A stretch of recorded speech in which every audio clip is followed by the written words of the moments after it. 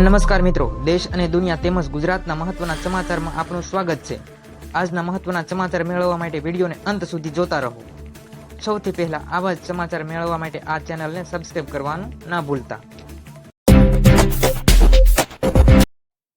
સમાચારમાં આપણે માહિતી જોઈશું તો ગુજરાતની અંદર ખેડૂતો મોટું આંદોલન કરવા જઈ રહ્યા છે, તો તે વિશે ખેડૂત આંદોલન વિશેની વિસ્તૃત માહિતી જોઈએ। ખેડૂતોનો મુદ્દો ખૂબ મોટો ગરમાયો છે અને ઠેર ઠેર ખેડૂતો આંદોલન કરવાની ફૂલ તૈયારીમાં જોવા મળી રહ્યા છે, કારણ કે દર વર્ષે જ નકલી બિયારણ પધરાવી દેવામાં આવે છે ખેડૂતોને। ખાતરની અછત છે, સિંચાઈ પાણીની પણ સમસ્યા છે, ડુપ્લિકેટ ખાતર મળે છે, ડુપ્લિકેટ બિયારણ મળે છે અને જંતુનાશક દવા પણ ડુપ્લિકેટ મળે છે, તો ખેડૂતો મરવા મજબૂર થયો છે। ખેડૂતોને કરવું શું?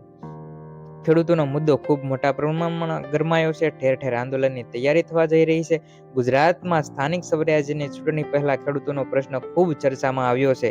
નકલી બિયારણ, ખાતરની અછત, સિંચાઈના પાણીની સમસ્યા અને પૂરતા ટેકાના ભાવ ન મળતા જેવા અનેક એવા મુદ્દાઓ છે જે ખેડૂતોમાં ભારે રોષ જોવા મળી રહ્યો છે। સરકાર દ્વારા મગફળીની ખરીદીને 4 મહિના પછી પણ નાણાં ચૂકવવામાં નથી આવ્યા। ખેડૂત નેતા પ્રવીણ રામે સોમનાથથી ખેડૂત બચાવો યાત્રાની જાહેરાત કરી દીધી છે અને જે 24 તારીખથી શરૂ થઈને 8 માર્ચે ગાંધીનગર પહોંચશે। સાદી અને સરળ ભાષામાં સમગ્ર સમાચાર જે ખેડૂત વિશે છે તે જાહેર કરીએ સમજીએ તો પ્રવીણ રામ છે જે ખેડૂત નેતા તરીકે હવે ખ્યાતિ પામી રહ્યા છે। રાજુ કરપડા તો હતા પણ તેઓ આમ આદમી પાર્ટીમાંથી રાજીનામું આપી દીધું છે। હવે પ્રવીણ રામે આ મોરચો સંભાળી ખેડૂત બચાવો યાત્રાની શરૂઆત કરી છે અને તેની જાહેરાત કરી છે। 24 તારીખથી તેઓ 8 માર્ચે ગાંધીનગર પહોંચે તેવી જાહેરાત કરી છે અને મુદ્દો મુખ્યત્વે ખેડૂતોના હિત માટેનો છે, કારણ કે તેમનો મુખ્ય મુદ્દો ડુપ્લિકેટ બિયારણ મળે છે અને જંતુનાશક દવાઓ પણ ડુપ્લિકેટ મળે છે, જે ખેડૂતોને માટે ખૂબ મોત સમાન નીપજે છે।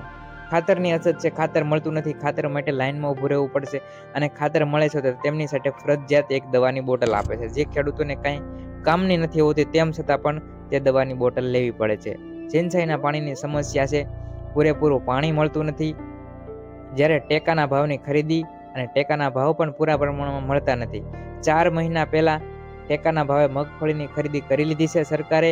4 મહિના જેટલો સમય થઈ ગયો છે, પરંતુ તે ટેકાના ભાવની ખરીદીના પૈસા ખેડૂતોને હજુ મળ્યા નથી, એટલે ખેડૂતો દેવાદાર બનતો જાય છે, ખેડૂત દિન પ્રતિદિન આત્મહત્યા કરતો જાય છે। થોડા સમય પહેલા જ સમાચારમાં આવ્યું હતું, એક મીડિયા રિપોર્ટ અનુસાર માહિતી મળી હતી કે ડુપ્લિકેટ ખાતર પકડાણું છે, ખાતરની અંદર ભેળસેળ જોવા મળે છે, ખાતરની અંદર રેતીની ભેળસેળ જોવા મળે છે। ખાતર લાવે છે અને તે ખેડૂતને ધોવે છે ખાતરને, તો તેમાંથી એક થેલી ખાતરની અંદરથી 3 તગારા રેતી નીકળે છે, તો તે ખેડૂત મીડિયા સમક્ષ તે અહેવાલ રજૂ કરે છે।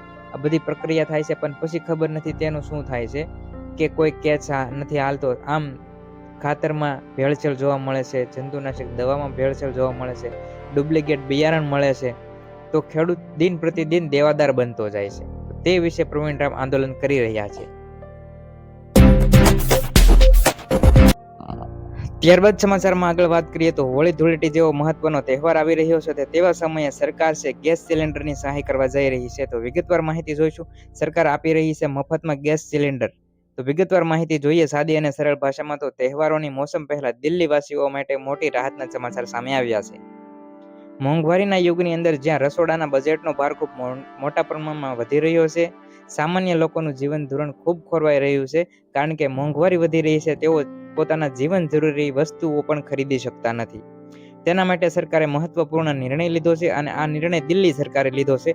આ દિલ્હી રાજ્ય માટે સીમિત છે, આ ગુજરાતમાં આ સુવિધા આપવા જતી નથી સરકાર।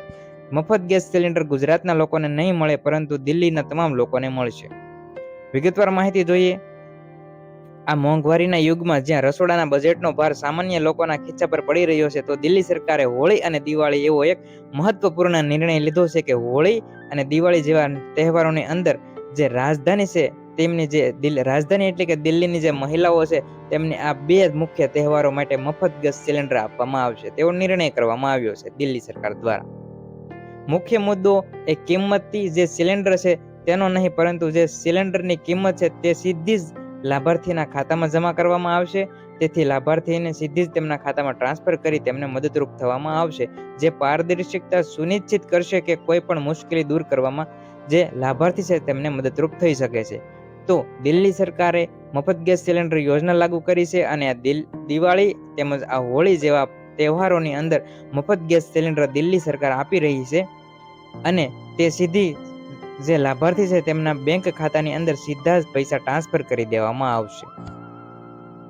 તો મિત્રો, મહત્વના ખેડૂત સમાચાર તેમજ સરકારની વિવિધ યોજનાઓ વિશેની માહિતી સૌપ્રથમ મેળવવા માટે ગુજ્જુ માસ્ટર ન્યૂઝ ચેનલને સબસ્ક્રાઇબ કરો અને ચેનલ સાથે જોડાઓ.